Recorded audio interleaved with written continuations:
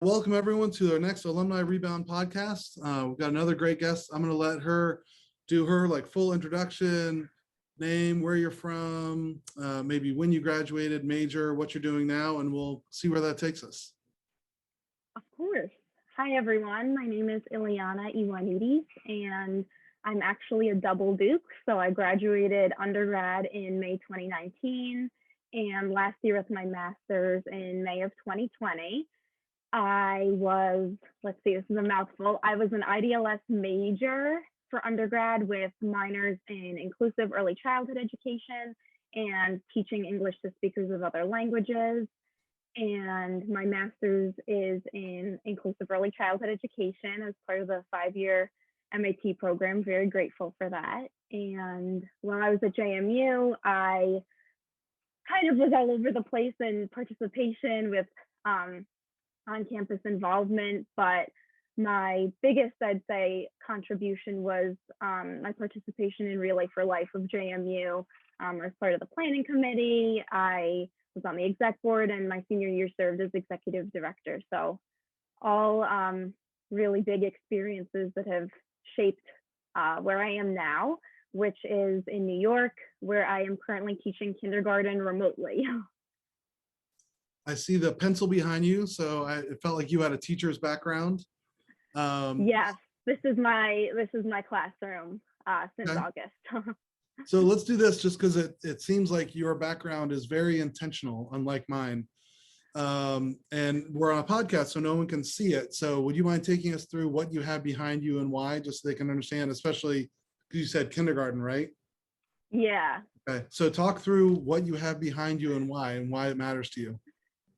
So part of it is definitely just I need space because this is my workspace and also my childhood bedroom. So dual functions here, hence that's just why the mugs are there. That's why I have room, part of living at home. The rest of it is just kind of trying to be as cheerful and interesting as I can be for 5 and 6-year-olds who are watching my face all day, every day. So I also have, my favorite part is a little card that one of my students made for me, and I've got my library set up here. So this is where I spend my time. Okay. Well, no one else can see it but me, but tell me about the smiling avocado. Oh my goodness. That, I have that here because it's a talking point with my students, especially in the beginning of the year. They love seeing it, but somehow it's just become a running joke that actually most of my friends from JMU, they love buying me avocado things. So it's a little piece of JMU with me here too. Nice. I do notice I don't see any actual JMU behind you though. Let's see. Do I have actually, if I move my camera up, the Duke dog is up there. All right. Okay. There we go. All right. That feels better. Now we can keep it. I was worried. All right. So then you dropped a little nugget in there, your childhood bedroom. So tell us about where you are physically, sort of the decision to be at home versus out, because one of the things we're trying to do is give students sort of different stories about what life is like after graduation. So tell us about the childhood bedroom choice and how that's going living at home. For sure. So, I mean, honestly, pandemic or not, coming back home for a bit was part of my plan, just because New York is very expensive. And especially, as a teacher and right out of school, it's just, honestly, I was expecting it. So definitely ended up here earlier than I anticipated, since of course the pandemic hit last March and I was still in grad school. But I mean, I'm very grateful because I don't have to pay rent. So that's a huge, huge plus. It's a challenge because I don't leave this space often, honestly. Being, working from this room, and also this is my living space. So it's an interesting dynamic, but it's been nice, especially with the challenges of today's day and age. It's nice to have my support system around me. Sure. So you said you were always planning on this. Was your family always planning on this? I would say so. I mean, I'm not sure we ever had an explicit conversation about it, but I think it was kind of just understood once, they knew that I did want to come back home after I graduated and live in New York. So it can be a little bit of a hard adjustment, especially when you're not used to, how should I put this? When you have your own apartment in Harrisonburg with your roommates, there's a lot more freedom. Yeah. So I guess in terms of advice, just knowing that anyone moving back home is you're not alone in feeling that more restrictive environment, I guess you could say. But I still feel very grateful to be in this situation. Well, if it's okay, let's stay in this whole living in the family home for a little bit. So you said there was no sort of conversation on the front end, but once, like, when did you and they both know that you were going to be moving home, and how did that conversation go? Was that an announcement that you made to them? Was that a conversation you all had? Like, how did that whole, hey, I'm moving home, can you make sure that's okay, go? Yeah, so I would say by like, I don't know, sophomore-ish year, I knew that I did want to move back home to New York, which is where I've spent the majority of my life. And so just because honestly, my student loan predicament has just been pretty consistent,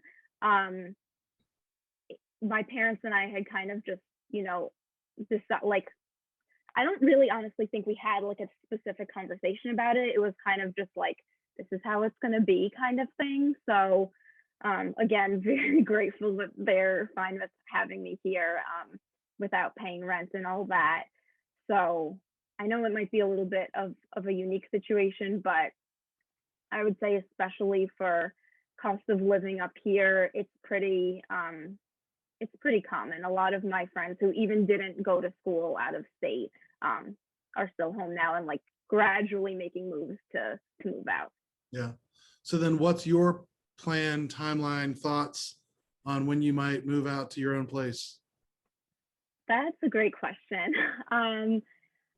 Honestly, especially with, again, the state of things right now, it's been very hard to plan in a lot of different ways, not just living situation wise, but I'm hoping, in the next year or so that I'll be able to move out. And it kind of depends where, like, career wise, what I do with that. So kind of just taking it day by day to see where life takes me, but I know I will still be in the New York area.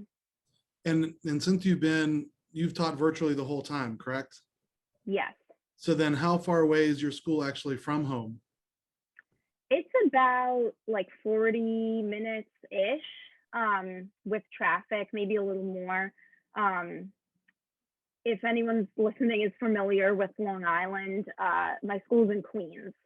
So I don't have terribly far to drive, but when you start heading westbound during rush hour, it can be a little bit tricky, but I'm definitely looking forward actually to being able to just commute anyway again, because that's just, a part of normalcy that I think a lot of people miss. Right. And do I assume you have never even seen your classroom? I saw it once at the beginning of the school year for like 10 minutes. So yeah, that was basically it.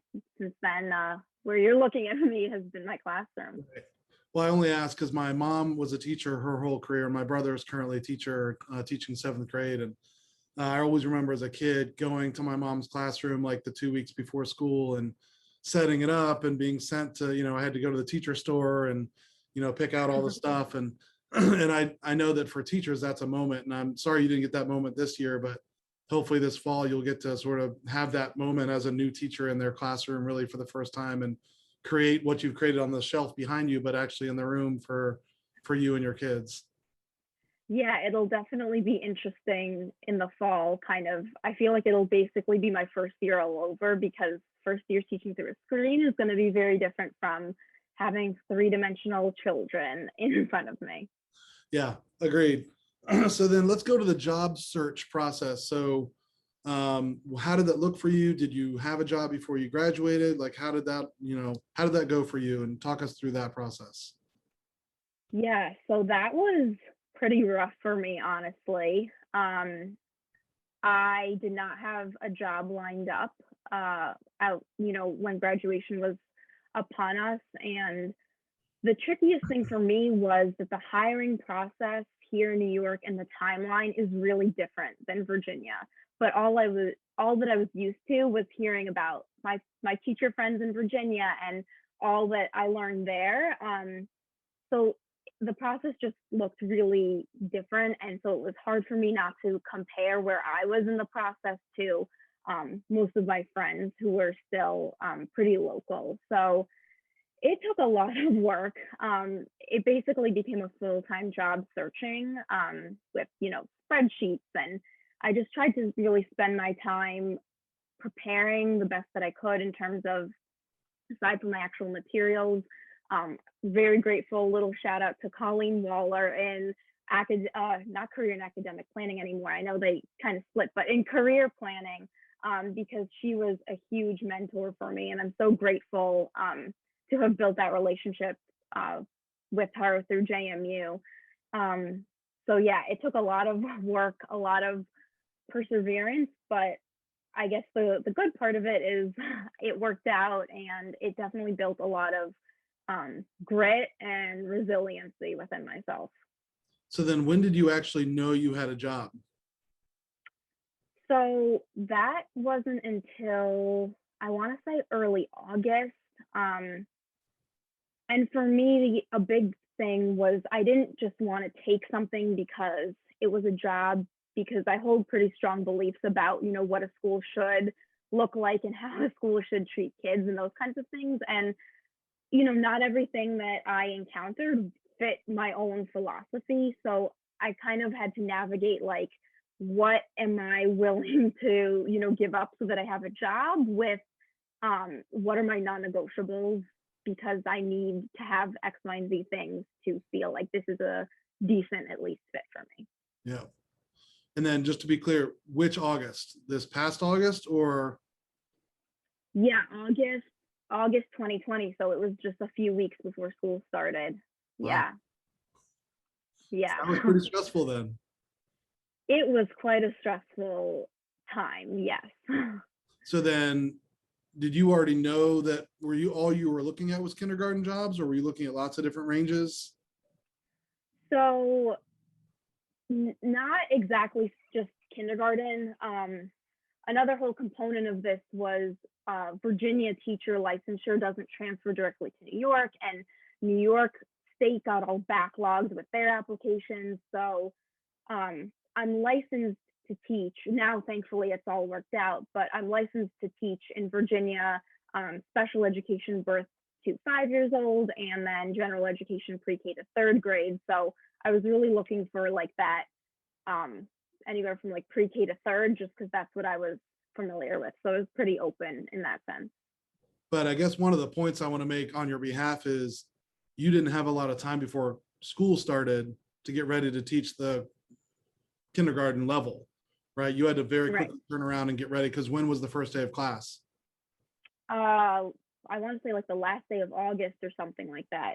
Yeah. Right. You had like less than a month to get ready to teach kindergarten. Right. Yeah.